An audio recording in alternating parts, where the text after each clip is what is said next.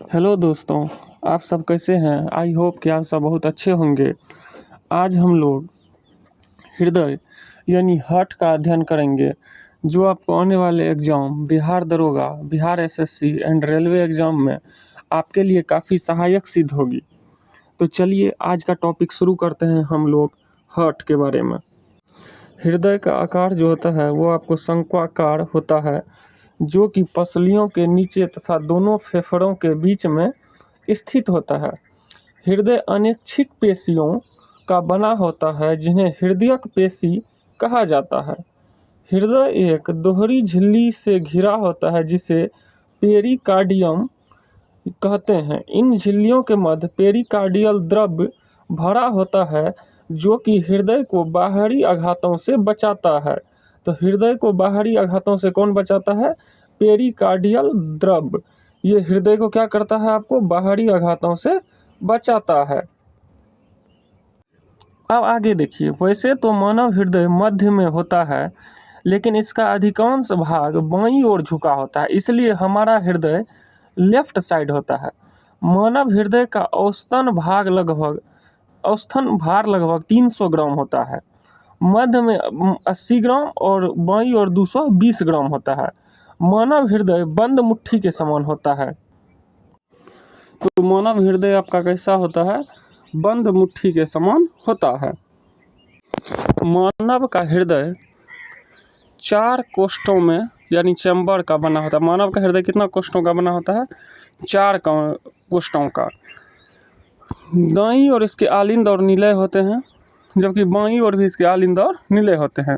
ऊपर के भाग में दायां आलिंद और बायां आलिंद होता है। ये जो है आपको ऊपर के भाग में दायां आलिंद और बायां आलिंद होता है। ये दायां आलिंद है, ये बायां आलिंद है। निचले भाग में दायां निलय और बायां निलय होता है। अब देखिए हृदय के बारे में। मत्स्य समूह में 2 चैम्बर होते हैं हृदय में। उभयचर में 3 चैम्बर होते हैं। सरीसृप में भी 3 चैम्बर होते हैं। पक्षी में 4 चैम्बर होते हैं और स्तनधारी में भी आपको 4 चैम्बर हृदय में पाए जाते हैं। स्तनधारी में हम लोग आगे, आदमी सब आगे, जितना भी इसके 4 चैम्बर हृदय में पाए जाते हैं। मगरमच्छ के भी हृदय में 4 चैम्बर पाए जाते हैं और सबसे ज़्यादा कॉकरोच के हृदय में 13 चैम्बर पाए जाते हैं। कॉकरोच के हृदय में कितने चैम्बर पाए जाते हैं? 13। नोट में देखिए, ब्लू व्हेल का दिल जो होता है आपको सबसे बड़ा होता है। ब्लू व्हेल का दिल क्या होता है? सबसे बड़ा होता है। ये आपका हृदय अलिंद है। ये त्रिपर्दी कपाट है, ये द्विपर्दी कपाट है, ये अर्धचंद्राकार कपाट भी इसको कहते हैं। ये सेप्टम है हृदय का भाग। अब आइए इसके अंतर्गत, हृदय के अंतर्गत हम देखते हैं त्रिपर्दी कपाट। यह दायां अलिंद एवं दायां नीले के बीच का कपाट होता है, जो रक्त को दाएं अलिंद से दाएं नीले में जाने तो देता है, लेकिन वापस आने नहीं देता है। त्रिपर्दी कपाट जो है, यह रक्त को दाएं आलिंद से दाएं नीले में जाने देता है, लेकिन वापस जो है नहीं आने देता है। उसके बाद होता है आपको द्विपर्दी कपाट। यह बायां आलिंद एवं बायां नीले के मध्य स्थित कपाट है, जो कि बाएं आलिंद से बाएं नीले में रक्त को जाने तो देता है, लेकिन वापस आने नहीं देता है। ये भी द्विपर्दी कपाट। उसके बाद आता है आपको अर्धचंद्राकार कपाट। सेमी लूनर वाल्व रक्त को निलय से धमनियों में प्रवाहित होने की अनुमति देते हैं और धमनियों से निलय में रक्त के पिछड़े प्रवाह को क्या करते हैं? आपको रोक देते हैं। उसके बाद आता है आपको महाधमनी कपाट। महाधमनी वाल्व बाएं निलय यानी निचला हृदय पंपिंग कक्ष और महाधमनी शरीर की सबसे बड़ी धमनी के बीच ये स्थित होते हैं। उसके बाद आता है आपको सेप्टम। मांसपेशियों की दीवार जो दोनों पक्षों को अलग करती है, उसे सेप्टम कहा जाता है। यह हृदय कक्षों के बीच एक अवरोध बनाता है और यह ऑक्सीजन युक्त और कार्बन डाइऑक्साइड युक्त रक्त के मिश्रण को क्या करता है? आपको रोकता है। दोस्तों, हाँ, आशा करते हैं हम कि यह वीडियो आपको समझ में आ रहा होगा। अगर वीडियो समझ में आए तो चैनल को लाइक एंड सब्सक्राइब जरूर कीजिएगा। उसके बाद देखिए आप हृदय के बारे में अगला टॉपिक, धमनियाँ, जिसको आर्टरीज भी कहते हैं। ऐसी रक्तवाहिनियाँ जो कि ऑक्सीजन युक्त शुद्ध रक्त को हृदय के विभिन्न अंगों तक लेकर जाती है, धमनी कहलाती है। धमनी के अंतर्गत आपको होता है पहला फुफ्फुस धमनी। यह धमनियों का अपवाद यानी एक्सेप्शन होता है, क्योंकि इसमें CO2 युक्त अशुद्ध रक्त प्रवाहित होता है। CO2 युक्त अशुद्ध रक्त किसमें प्रवाहित होता है? तो ये फुफ्फुस धमनी में CO2 युक्त अशुद्ध रक्त प्रवाहित होता है। उसके बाद आता है शिरा, वेंस। ऐसी रक्त वाहिनियाँ जो शरीर के विभिन्न अंगों से कार्बन डाइऑक्साइड युक्त अशुद्ध रक्त को हृदय तक लेकर जाती है, शिराएँ कहलाती है। उसके बाद आता है फुफ्फुसीय शिरा। शिराओं का अपवाद होती है क्योंकि इसमें 2 युक्त शुद्ध रक्त प्रवाहित होता है। इसमें क्या होता है? 2 युक्त शुद्ध रक्त प्रवाहित होता है फुफ्फुसीय शिरा में। शुद्ध रक्त जो है वह आपको देखिए फुफ्फुसीय शिरा यानी आलिंद से निकलकर किधर जाता है? आपको बायां आलिंद से निकलकर दायां नीले में जाता है और यह अर्धचंद्राकार का पार्ट इसका बना होता है। अब हम लोग हृदय की क्रियाविधि यानी फंक्शन ऑफ हार्ट के बारे में अध्ययन करेंगे।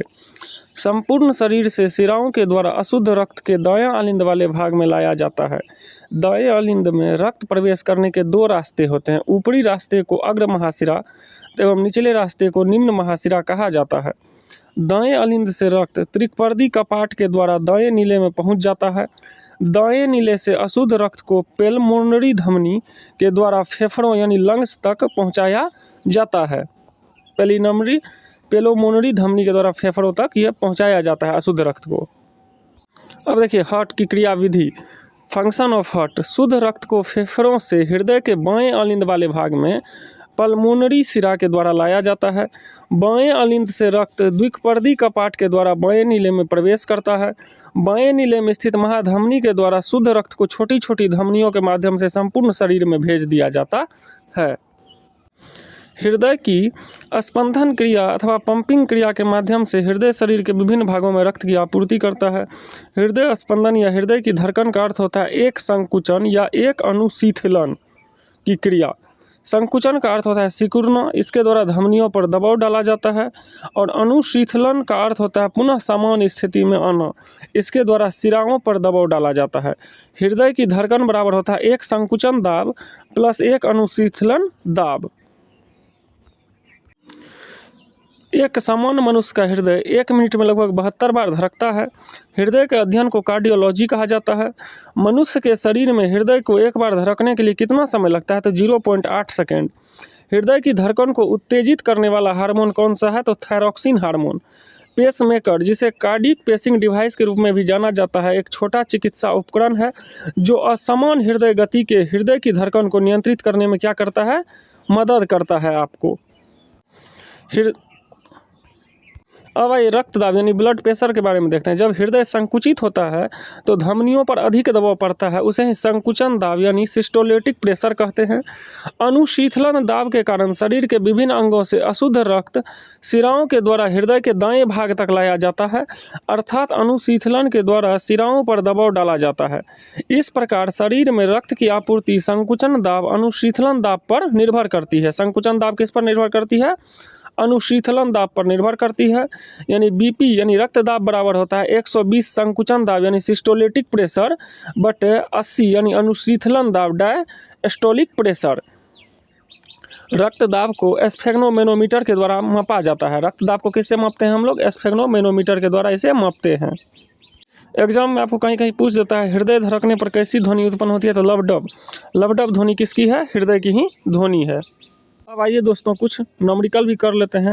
हृदय के बाहरी आवरण को डैश कहा जाता है। क्या कहा जाता है? हृदय के बाहरी आवरण को पेरिकार्डियम कहा जाता है। मानव हृदय में डैश सबसे बड़ा और सबसे मजबूत पक्ष है। तो बायां निलय आपका सबसे मजबूत कक्ष है। मानव हृदय में कितने कक्ष होते हैं? तो 4 कक्ष हम पहले भी बता चुके हैं। स्तनधारी के हृदय में कितने कक्ष होते हैं? 4 कक्ष होते हैं। दोस्तों यह वीडियो आपको कैसा लगा हमें कमेंट्स में ज़रूर बताइएगा। अगर वीडियो पसंद आए तो हमारे चैनल को लाइक एंड सब्सक्राइब ज़रूर कीजिएगा। जय हिंद।